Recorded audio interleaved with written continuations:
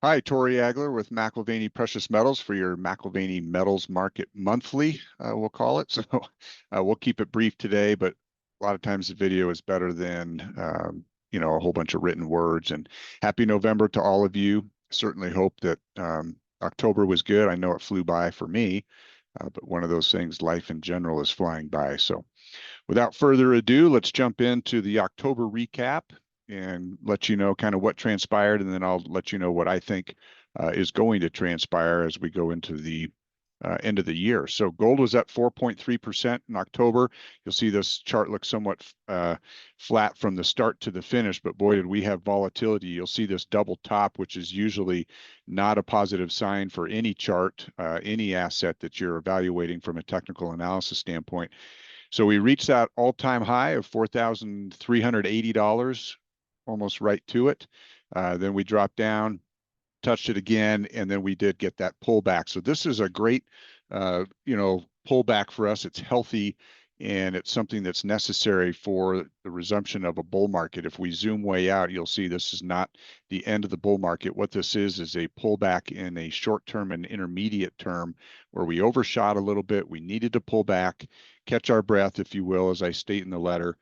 And now we've started to climb back up. So we had a peak of 4,380. We saw a low all the way down on 11% correction down to about 3,850. And I think that there's a really good chance that that could be our floor.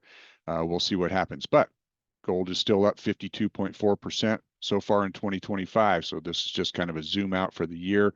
Again, you'll see that double top in the correction since then, and then finding the floor and getting a little bit of a bounce. So I remain very bullish in that regard. October was up 5.5%. Again, real similar chart. Again, hit an all-time high, just like we did in gold. We got to $54.50. And then we came all the way back down. Almost lost about $10, but we did lose about 16.4% from this peak to the bottom. Again, not to worry. We had overshot quite a bit, and we apparently have found a floor and have come back up and gone north of $49 again. So that's quite the rally from that low. And zooming out, you'll see just how parabolic, how just vertical this chart got. That's never the healthy chart that you want to see, because eventually it runs out of steam. We got a lot of separation from the moving averages, but all said and done, we are still up 69% in 2025, and that's incredibly rewarding and bullish. I know some of you had some silver fatigue over the years, and welcome to a little bit of a wake up in the white metals. Platinum was totally flat. So again, some volatility, but start to finish, it finished up, but only, just under 1%. But still, the fact that we're at $1,600 is great for platinum after just sitting there moving sideways between roughly $600 and $900 for many, many years. So we topped out on platinum at 1,589, or I'm sorry, I take that back, 1,731, as you'll see here, 1,731. We came all the way back down to about 1,480. It's very similar price action. Everything sold off, and the CME did raise margin requirements in the futures market with gold and silver, and everything kind of followed suit. And again, it looks like that might have been a floor, and we've been climbing since, and we'll see what transpires into the end of the year. But if we zoom out, platinum's queen of 2025. Look, it's up 74%, and we saw a similar pullback, remember, back in July. And so nothing abnormal here. And I'm going to get into another chart that shows you how this is healthy for gold's history. Not to be forgotten, palladium, the best of all the precious metals in October. So despite the others having a pullback and not a whole lot of price action as far as gains, percentage gains, palladium was a little bit different. And we saw that it was up 15.4%. So we saw a peak of 1,482 roughly, and then 1,482, and then you'll see that we ended up having this similar pullback, and now we're at 1,464. So that peak, actually, I apologize, 1,625, as you'll see there. So again, that's that overshoot a little bit, and then this sideways correction, we're still up 15% in October, but look, we're up 57% now with that rally. Here again is that parabolic kind of vertical move that's fun, but always cause for concern. And all we're doing is kind of finding our place. And if you look at that upward trend, take that spike out of there, and we're still on this steady climb. But it's surpassed gold now in 2025, and very, very quietly, and much to the surprise of many. So this does correspond, on the year with the dollar index. So the weaker the purchasing power of the dollar relative to other currencies, we know that the CPI numbers came out. Inflation's north of 3% again. They expected 3.1 and it came in at 3%. That's real negative, right? So they turned it into being better than expected.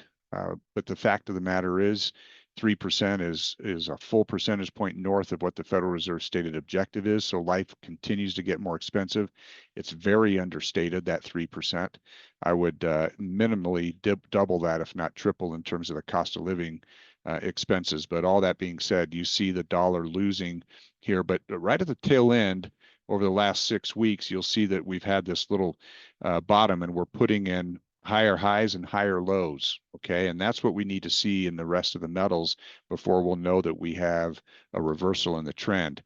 But this is the October. So zooming in, this is the October action of the US dollar index.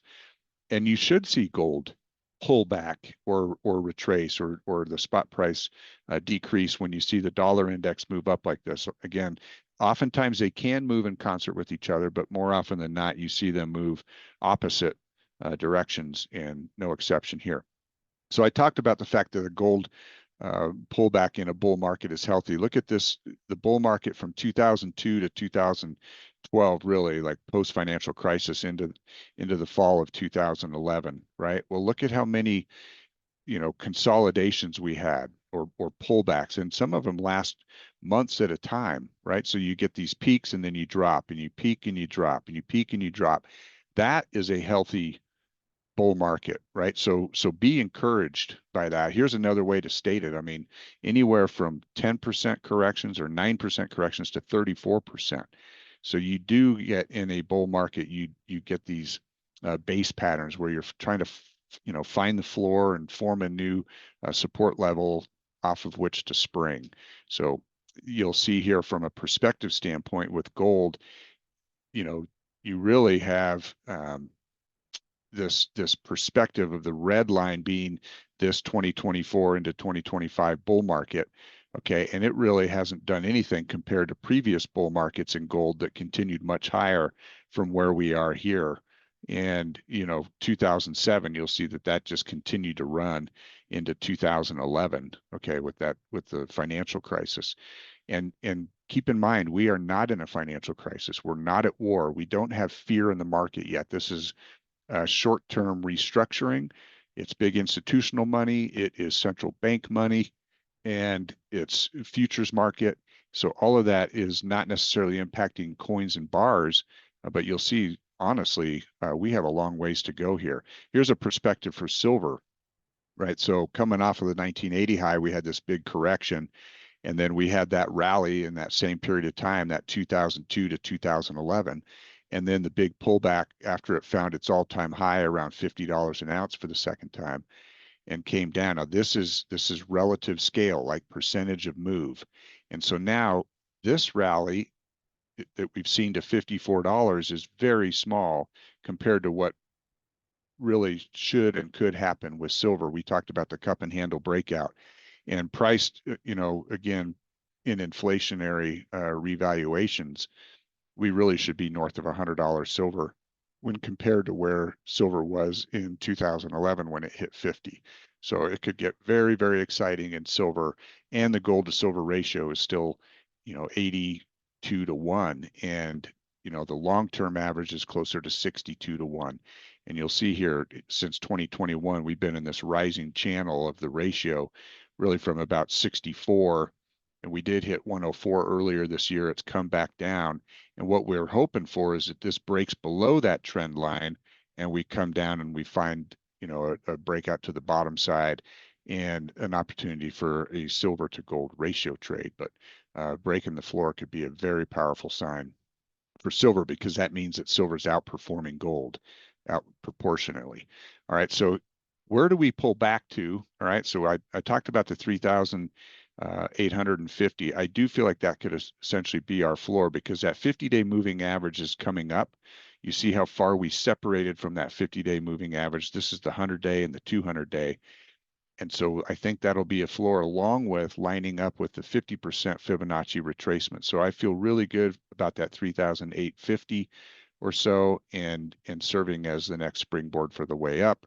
And then similarly, you'll see here on the Fibonacci retracements on gold, this is the short term, this little stack of lines here, the 382, the 50, and the 618. The longer numbers are the intermediate term. So it depends on how much you're zooming in on the recent price. So this is that sideways chop we had all summer. Then we had the fall breakout. Now we're going to come down and find a floor and probably move sideways, in my opinion, into the end of the year. We're going to create a similar type of pattern here at a higher level. And it's going to be somewhere around this 50% retracement would be my guess, in the high 3,800s. And then we'll move north. Okay, so it's nice that we're back up over 4,000. I just think that seasonally we tend to see some pullback. In November and December, there's a lot of profit taking, so don't get discouraged by that. And we have not broken down, right? Focus on the data. This is not a breakdown. This is a healthy pullback and pause. And, just don't follow the drama, follow the data. Okay. Same thing in silver here. Again, separation from those moving averages, came down and just about touched it. Same 50% retracement line on the Fibonacci number. So far that's serving as a floor with that moving average coming in. This is around $45.50. Again, I think that can hold, and we can get a sideways chop into the end of the year. And then we're going to be off to the races in 2026. So my recommendation would be add to your ounces here before the end of the year, buy those dips, and you won't be disappointed, because we're going to start the next leg of the race after the first of the year. And you'll see that those same numbers are lining up similarly here with Fibonacci retracement. Okay, so I think, again, we get this sideways chop and completely healthy pattern in silver. So that's it for the October update, as well as a look ahead. So again, in recap, buy the dips, if you will, expect some sideways chop or a little bit of a fading in price into the end of the year from here. We're setting lower highs and lower lows. That's okay until that reverses. It likely won't be until after the first year where we start setting higher highs and higher lows. Okay, and call us if you've got any questions. Eric, Deanna, Aiden, and I are here to advise and educate and inform you. So you can call us at 866-211-8972 anytime, and we'd be happy to address any of your questions that you have. Thanks again. As always, we appreciate you as clients and look forward to working with you for many years.